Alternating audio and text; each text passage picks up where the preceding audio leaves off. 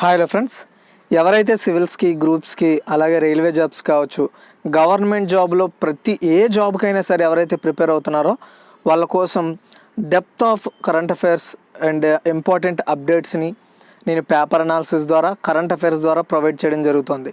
So ఇకపై కొత్త session కూడా స్టార్ట్ చేస్తానని మీకు చాలాసార్లు చెప్పాను.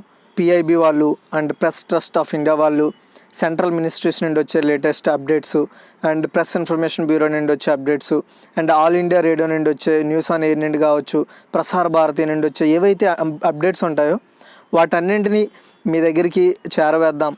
వాటి ఇన్ఫర్మేషన్ తెలుసుకోవడం అనే ఒక ప్రాముఖ్యత ఉంది, చాలా ఉంది అనే ఉద్దేశంతో ఎందుకంటే నేను ఎందుకు చెప్తున్నా అంటే, ఎవరైతే సివిల్స్కి గ్రూప్స్కి ప్రిపేర్ అవుతున్నారో వాళ్ళనే కాదు, కాకపోతే వాళ్ళకి ఇవి చాలా చాలా ఇంపార్టెంట్. ఎందుకంటే ప్రతి టాపిక్ కూడా రిలేటెడ్ టు కరెంట్ అఫైర్స్లో ఉంటాయి కాబట్టి గుర్తుపెట్టుకోండి. ఎందుకంటే ఈ మధ్యన పేపర్ మాడ్యూల్ కూడా మార్చడం జరిగింది.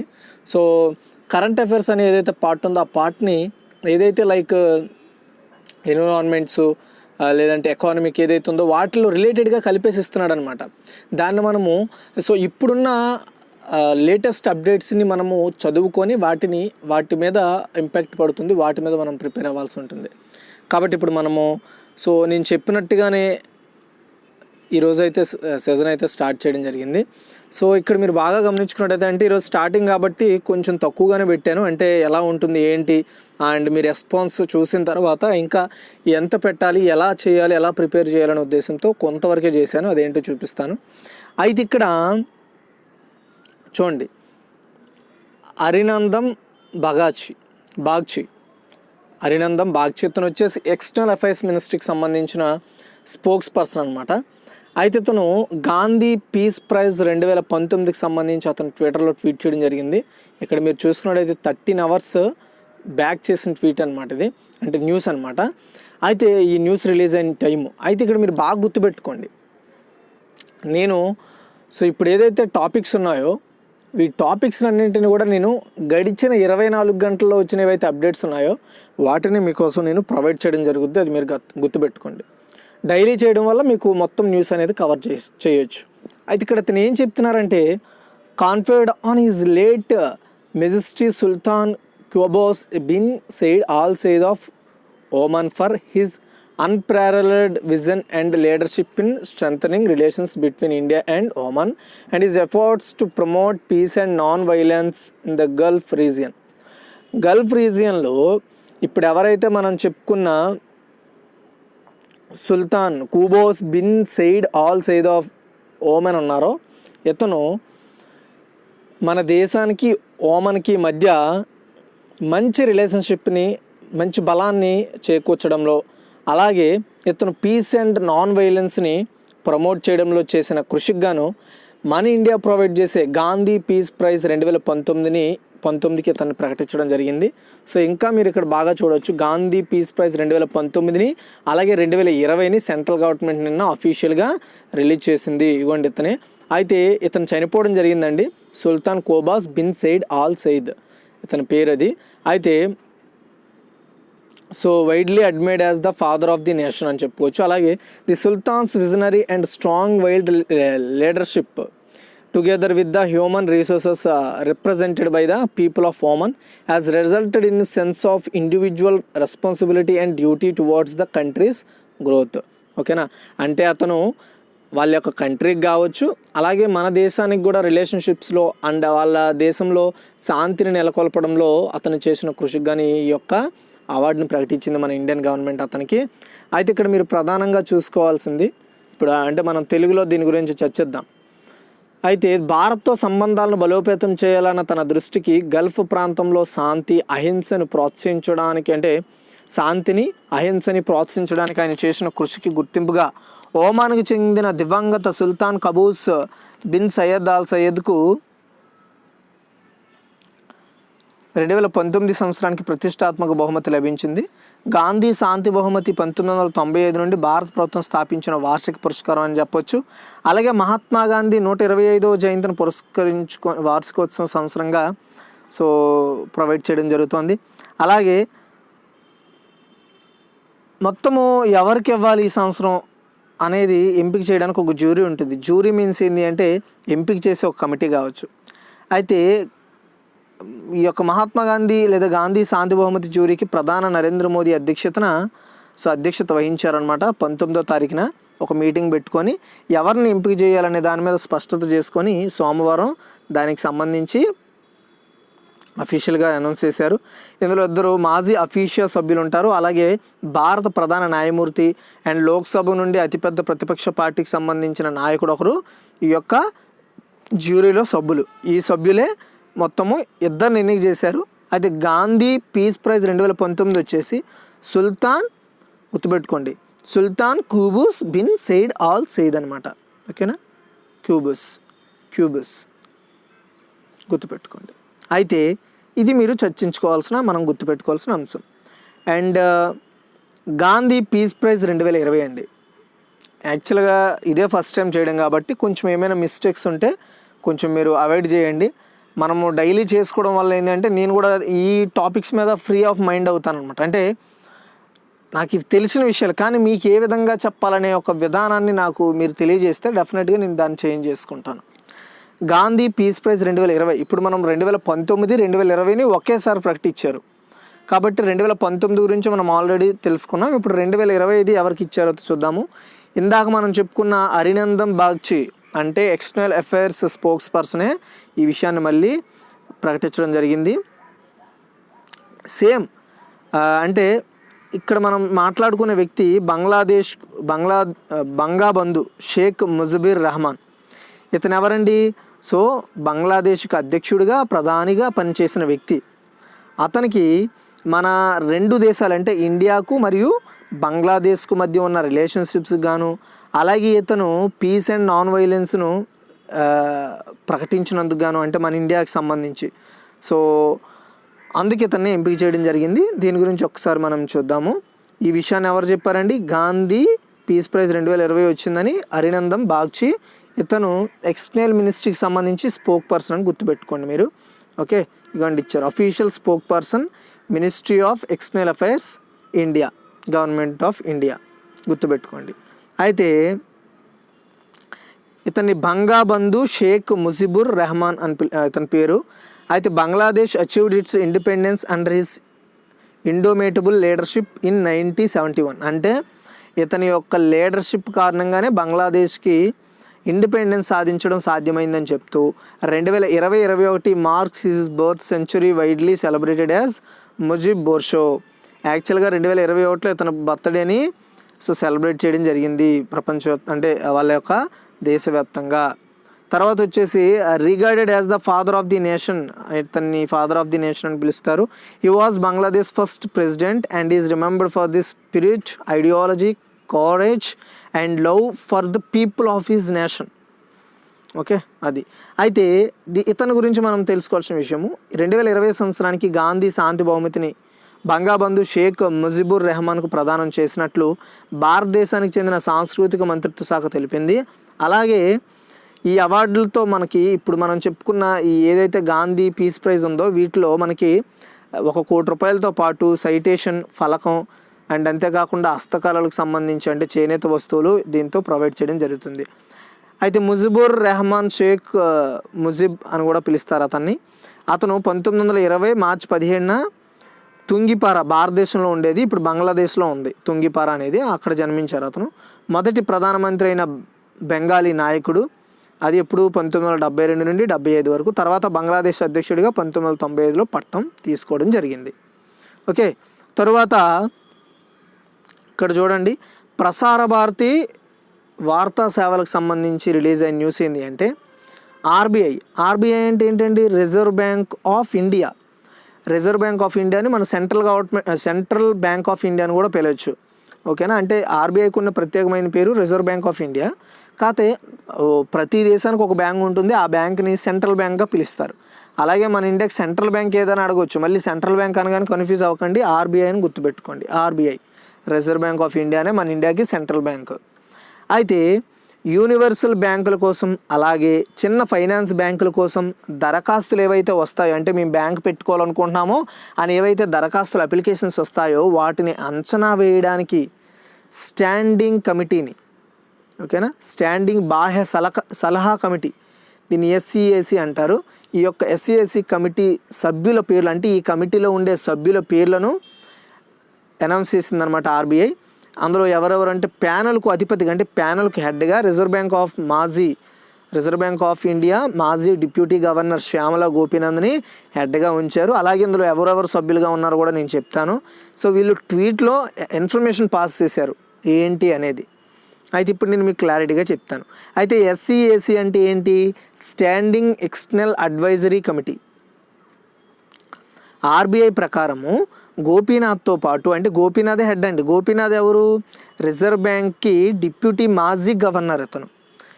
ఇతన్ని హెడ్గా పెట్టి, అంటే హెడ్ ఎవరండి? తలకాయిగా ఇతన్ని పెట్టి మరో నలుగురిని ఈ యొక్క స్టాండింగ్ ఎక్స్టర్నల్ అడ్వైజరీ కమిటీకి సభ్యులుగా ఉంచారు.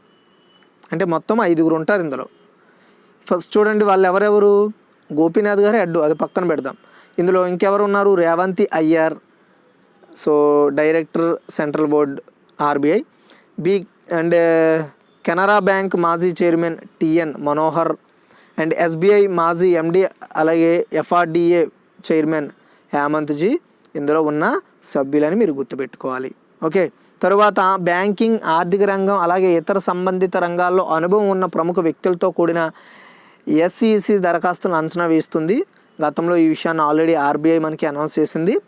అయితే ఎస్ఈసి యొక్క పదవీకాలం, అంటే ఇప్పుడు ఈ కమిటీ ఏదైతే ఉందో స్టాండర్డ్ ఎక్స్టర్నల్ అడ్వైజరీ కమిటీ అంటారు ఎస్ఈసి అంటే, ఈ కమిటీ ఏదైతే ఉందో ఈ కమిటీ యొక్క పదవీకాలము 3 years అండి. కమిటీ సెక్రటేరియట్ మద్దతును department of regulation, reserve bank of India ఇస్తుంది. అయితే ఆర్బీఐ గురించి మనం చిన్న ఇన్ఫర్మేషన్ తెలుసుకుందాం. Reserve bank of India RBI అంటాము. దీని యొక్క ప్రధాన కార్యాలయం ముంబై, మహారాష్ట్ర, ఇండియాలో ఉంది. అండ్ గవర్నర్ వచ్చేసి ప్రెసిడెంట్ శక్తికాంత్ దాస్ అండి. ఇది మనము ఆర్బీఐ, ఇదే logo ఆర్బీఐది, reserve bank of India. దీన్ని సెంట్రల్ బ్యాంక్ కూడా అంటాము, మీరు గుర్తుపెట్టుకోవాలి. తరువాత ఇదే ప్రసార భారతి న్యూస్ సర్వీసెస్ నుండి ఇంకొక న్యూస్ వచ్చింది. ఏంటది? Parliament passed the mines and minerals development and regulation amendment bill 2021 with Rajya Sabha's nod today. ఓకేనా, రాజ్యసభలో ఈ బిల్లుకి ఆమోదం పొందింది అని చెప్తున్నారు. ఏ బిల్ అండి అది? Parliament passed the mines and minerals development regulation amendment bill 2021. The bill seeks the amended minerals development and regulation act 1957 and provides for removal of distinction between the captive and merchant mines. Okay, captive and merchant mines నుండి మధ్య removal of డిస్టింక్షన్కి ఇది ఉపయోగపడుతుంది అని చెప్తున్నారు. ఇతను రాజ్యసభలో ఈ సంబంధిత ఏదైతే ఈ మినిస్ట్రీ ఉందో minerals, so mines and minerals minister ఉందో దానికి ఇతను మినిస్టర్ అనమాట. అయితే అది మీకు క్లారిటీగా చెప్తాను చూడండి. పార్లమెంట్ ఆమోదించిన mines and minerals development regulation సవరణ బిల్లు 2021 రాజ్యసభలో సోమవారం ఆమోదం పొందింది. అయితే దీనికి ఆల్రెడీ దిగువ సభ అయిన ఏదైతే మనకి పార్లమెంట్లో నిన్న ఇది రాజ్యసభలో ఆమోదం పొందింది, లోక్సభలో 19వ తారీఖున ఆమోదం పొందింది. ఏది? ఇప్పుడు మనం చెప్పుకున్న science and minerals development and regulation సవరణ బిల్లు 2021 మొత్తంగా పార్లమెంట్ ఆమోదం పొందింది. ఓకేనా, దిగువ సభ ఎగువ సభ కలిపి పార్లమెంట్ అవుతుంది. ఈ చట్టం మన ఇండియాలో మైనింగ్ రంగాన్ని నియంత్రిస్తుంది. బందీ మరియు వ్యాపారి గనుల మధ్య వ్యత్యాసాన్ని తొలగించడానికి ఈ బిల్లు మనకి సహాయం చేస్తుంది. దీనికి జిల్లా మినరల్ ఫౌండేషన్ నిర్వహించే నిధులు, కూర్పు, అలాగే వినియోగానికి సంబంధించిన ఆదేశాలు జారీ చేయడానికి ఈ బిల్లు కేంద్ర ప్రభుత్వానికి అధికారము ఇస్తుంది. పూర్తిగా మైన్స్ని, మినరల్స్ని నియంత్రించడానికి సంబంధించిన పూర్తి అధికారాన్ని సెంట్రల్ గవర్నమెంట్కి ఈ బిల్లు ఇస్తుంది. ఓకే, గుర్తుపెట్టుకోండి. తరువాత ప్రసార భారతి వార్తా సేవలకు సంబంధించి ఇంకొక న్యూస్ వచ్చింది. అదేంటి? ఆఫ్ఘనిస్తాన్ విదేశాంగ మంత్రి మొహమ్మద్ అనీఫ్ ఆత్మార్ ఈ రోజు నుండి, అంటే ఈ రోజు నుండి అంటే 22వ తారీఖు న్యూస్ కదా ఇది, 22వ తారీఖు నుండి 24వ తారీఖు వరకు ఓకేనా మన ఇండియాలో పర్యటన చేస్తారు అని ఇందులో రావడం జరిగింది. అయితే అతన్ని డాక్టర్ జైశంకర్, విదేశాంగ మంత్రి ఎవరండి మనకి? జైశంకర్ గారిని అతను కలుస్తారు. ఇవ్వండి వీళ్ళిద్దరు ఫోటోలు. ఇక్కడ ఉన్నది వచ్చేసి మొహమ్మద్ అనీఫ్ ఆత్మర్, ఇతను వచ్చేసి ఆఫ్ఘనిస్తాన్ సో విదేశాంగ మంత్రి అనమాట. అలాగే ఇక్కడ మీకు కనబడుతుంది డాక్టర్ ఎస్ జయశంకర్ గారు, ఇతను వచ్చేసి మన ఇండియాకి విదేశాంగ మంత్రి. అలాగే సో ఆఫ్ఘనిస్తాన్కి ఇతను విదేశాంగ మంత్రి. అయితే దీనికి సంబంధించిన న్యూస్ని ఒకసారి చూద్దాం. ఆఫ్ఘనిస్తాన్లో శాంతి ప్రక్రియను వేగవంతం చేయడానికి, అంటే ఆఫ్ఘనిస్తాన్లో శాంతిని పొందడానికి అండ్ అక్కడ సమస్యలను పునరుద్ధరించే ప్రయత్నాల నేపథ్యంలో సో ఇప్పటికే 3 రోజుల పర్యటనలో ఆఫ్ఘాన్ విదేశాంగ మంత్రి మొహమ్మద్ అనీఫ్ ఆత్మర్ సో నిన్న మన ఇండియాకి చేరుకున్నారు, అంటే సోమవారం. ఆఫ్ఘాన్ శాంతి ప్రక్రియపై దృష్టి సారించి పలు ప్రాంతాల్లో ద్వైపాక్షిక సహకారాన్ని మరింతగా పెంచే మార్గాలపై దృష్టి పెట్టారు. అలాగే రీసెంట్గా మన ఇండియాకి 3 డేస్ పర్యటనలో భాగంగా అమెరికా విదేశాంగ మంత్రి కూడా చేరుకున్నారు. అలాగే ఈరోజు మన విదేశాంగ మంత్రి అయిన ఎస్ జయశంకర్ గారితో ఆఫ్ఘనిస్తాన్ విదేశాంగ మంత్రి అయిన మొహమ్మద్ అనీఫ్ ఆత్మర్ గారు భేటీ అవుతారు. సో ఇక్కడ చర్చలు జరుపుతారు. ఏ చర్చలు జరుపుతారు? ఇరు దేశాల మధ్య మంచి రిలేషన్షిప్ ఉండాలని, ఇరు దేశాల మధ్య మంచి ఒప్పందాలు కుదరాలని, శాంతియుతంగా ముందుకు పోవాలని మాట్లాడతారు. అయితే ఆఫ్ఘనిస్తాన్ యొక్క శాంతి మరియు స్థిరత్వానికి భారతదేశం ప్రధాన వాటాదారుడిగా ఉంది. ఇది ఇప్పటికే మన ఇండియాలో ఇప్పటికే దేశంలో $2 బిలియన్ సహాయం మరియు పునర్నిర్మాణ కార్యకలాపాలకు పెట్టుబడి పెట్టింది. మన ఇండియా ఎవరికి పెట్టింది? ఆఫ్ఘనిస్తాన్కి పెట్టింది. అయితే ఇక్కడ మీరు బాగా గమనించాల్సిన విషయం, సో చాలా దేశాలతో మన ఇండియా మంచి రిలేషన్షిప్ని ఏర్పాటు చేసుకోవడం జరుగుతుంది. సో ఈ బెస్ట్ రిలేషన్షిప్స్ వచ్చేసి మనకి ఈ మధ్యన మనకి పాకిస్తాన్ కావచ్చు, అలాగే మెయిన్గా చైనా మధ్య జరుగుతున్న ఇంటర్నల్ వార్స్కి ఈ యొక్క మంచి రిలేషన్షిప్స్ చాలా ఉపయోగపడతాయి. ఇప్పటికే పాకిస్తాన్ చేస్తున్న వర్స్ట్ పనులకి సౌదీ అరేబియా ఈ పాకిస్తాన్ మీద కావాల్సిన చాలా నిధులను ఆపేసింది. ఎందుకంటే మీరు భారతదేశానికి వ్యతిరేకంగా కార్యకలాపాలు చేపడుతున్నారు, ఇది మంచి విషయం కాదు, మీరు శాంతిని నెలకొల్పాలి అనే ఉద్దేశంతో పాకిస్తాన్కి గట్టి కౌంటర్ ఇచ్చిందనమాట సౌదీ అరేబియా. అప్పుడు కొంచెం తేరుకుంది. అలాగే అమెరికా రెస్పాండింగ్ను కూడా గమనించిన పాకిస్తాన్ సో తన తీరును మార్చుకుంటే బెటర్. ఇంకా అంటే వాళ్ళు వేరే విషయాల మీద టార్గెట్ చేయట్లా, ఈ పీఓకే అంటే పాకిస్తాన్ ఆక్యుపైడ్ కాశ్మీర్ కావచ్చు, దాన్ని పాయింట్గా చేసుకొని పాకిస్తాన్లో చొరబడి ఇలా చేస్తున్న దుశ్చర్యలను ఆపుకోవాలని ఇప్పటికే చాలా దేశాలు తనకి ఇంటిమేట్ ఇస్తున్నాయి ఇండైరెక్ట్గా. అండ్ పాకిస్తాన్ ఇప్పటికే గ్రే లిస్ట్లో ఉందండి. గ్రే లిస్ట్లో ఎందుకు పెట్టారు? పాకిస్తాన్ అనేది డైరెక్ట్గానే ఉగ్రవాదాన్ని ఎంకరేజ్ చేస్తుంది. సో దానివల్ల గ్రే లిస్ట్లో ఉంది. గ్రే లిస్ట్లో ఉంటే పాకిస్తాన్కి వచ్చే డిసడ్వాంటేజ్ ఏంటి అంటే సో వేరే దేశాలు కంపెనీలకు కావచ్చు, లేదా వేరే దేశాలు ఆ దేశాలతో ఒప్పందం కుదుర్చుకోవడానికి కావచ్చు, ఆ కంపెనీలు అక్కడ పెట్టుబడులు పెట్టడానికి కావచ్చు నిరాకరించడం జరుగుతుంది. అది సో ఇంత జరుగుతుంది, అయినా మేము ఈ గ్రే లిస్ట్ నుండి బయటికి వెళ్తామనే ఆలోచన పాకిస్తాన్కి లేదు. ఓకేనా, ఇంతవరకు గుర్తుపెట్టుకోండి. అయితే చైనాతో వార్ మన అందరికీ తెలిసిన విషయమే. తర్వాత ఇక్కడ మనము ఎస్ జయశంకర్ గారి గురించి తెలుసుకున్నట్టయితే ఇతను మన ఇండియాకి 30వ విదేశాంగ మంత్రి. ఇతని నియోజకవర్గం గుజరాత్. రాజకీయ పార్టీ భారతీయ జనతా పార్టీకి. వృత్తి వచ్చేసి ఇండియన్ డిప్లొమాట్. అంటే డిప్లొమాట్స్ 2 రకాలు ఉంటారు, ఒకటి పొలిటికల్, అలాగే ఇంకొకరు ఇండియన్ ఫారెన్ సర్వీసెస్ నుండి అంటే అధికారులు కూడా ఉంటారు డిప్లొమాట్స్. అయితే ఇతను ఇండియా డిప్లొమాట్, అందులో పొలిటీషియన్గా. అయితే ఇతనికి 2019లో పద్మశ్రీ అవార్డు కూడా రావడం జరిగింది. ఈ అంశాన్ని మీరు గుర్తుపెట్టుకోవాలి. ఓకేనా. సో గైస్, ఇందులో ఏమైనా చేంజెస్ ఉంటే, ఏమైనా మిస్టేక్స్ ఉంటే ఎక్స్క్యూజ్ చేయండి. ఇంకేమైనా చేంజెస్ చేయలేమో నాకు కామెంట్ సెక్షన్లో తెలియజేయండి.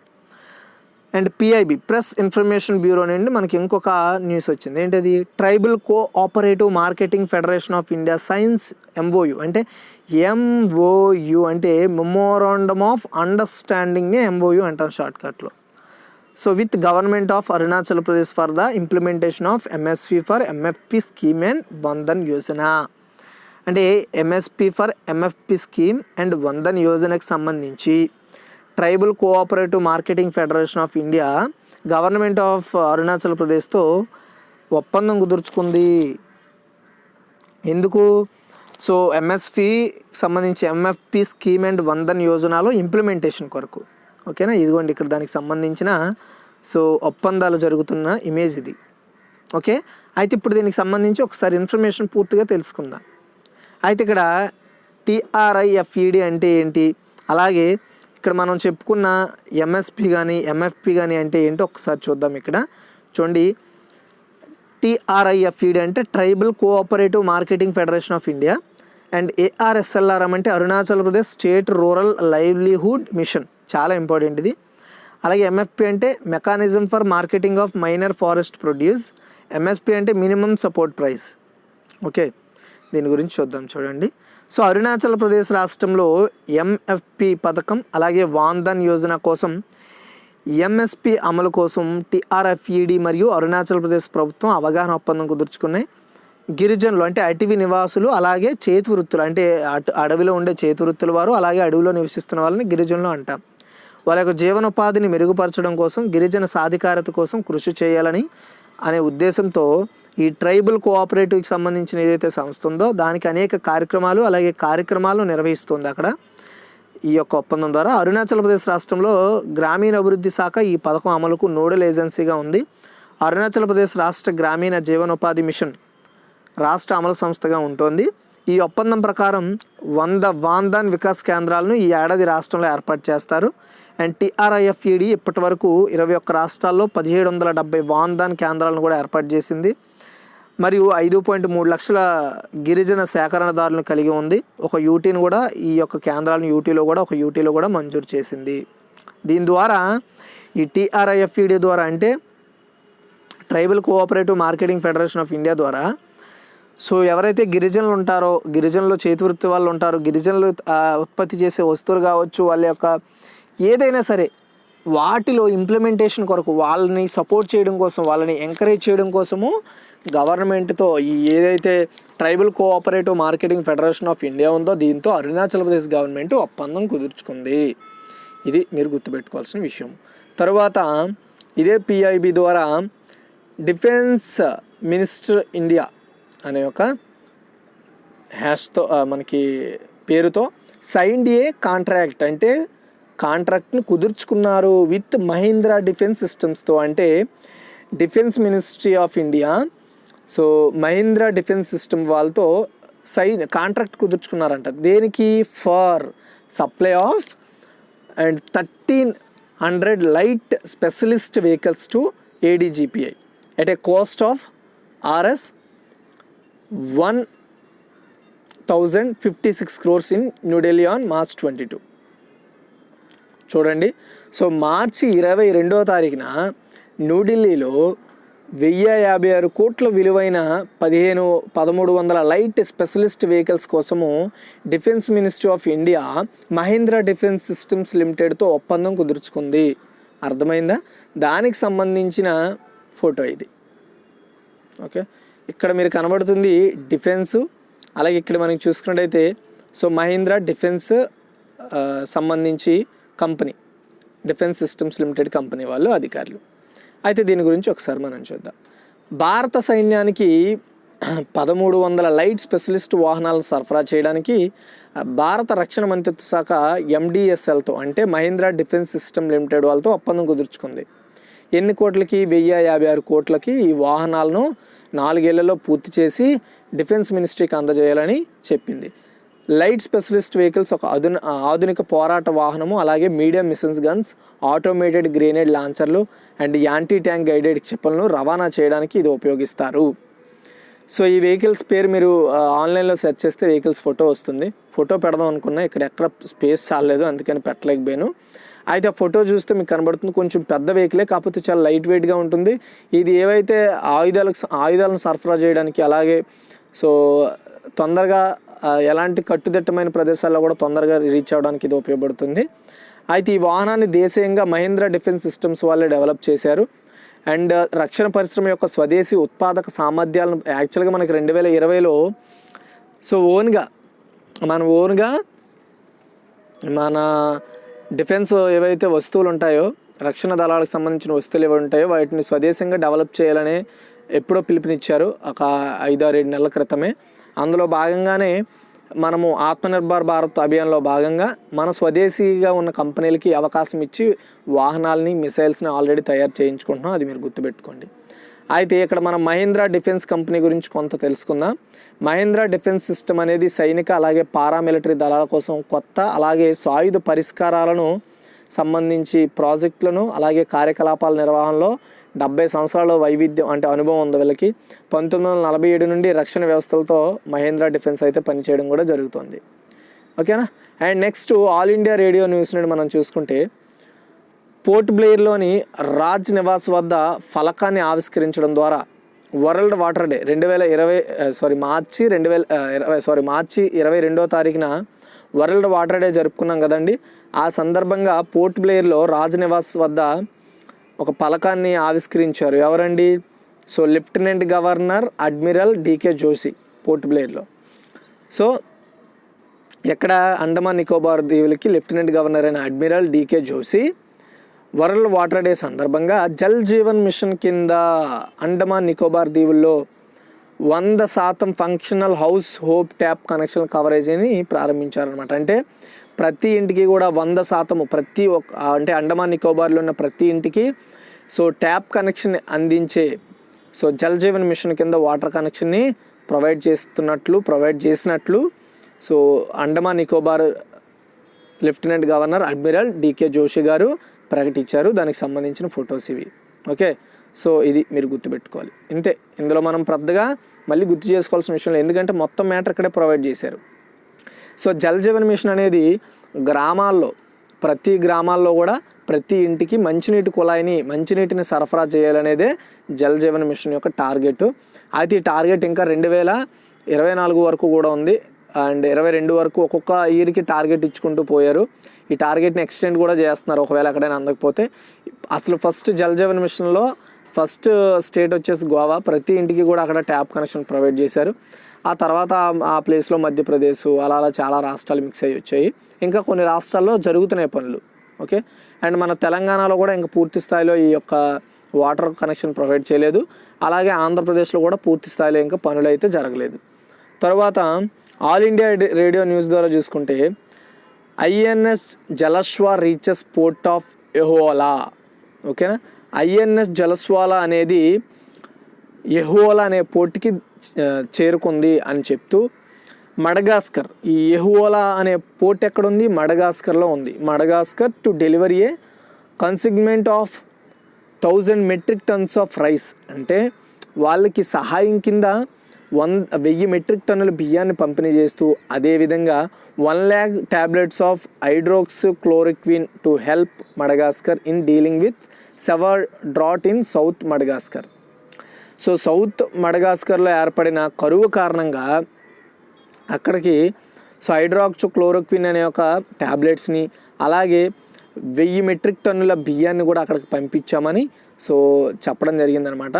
అది కూడా దేని ద్వారా? ఐఎన్ఎస్ జలస్వా అనే ఒక సో నౌక ద్వారా గుర్తుపెట్టుకోండి, నౌక ద్వారా దీన్ని పంపించడం జరిగింది. అది అక్కడికి యెహోలా పోర్ట్కి. ఎక్కడ ఉంది అది? మడగాస్కర్లో.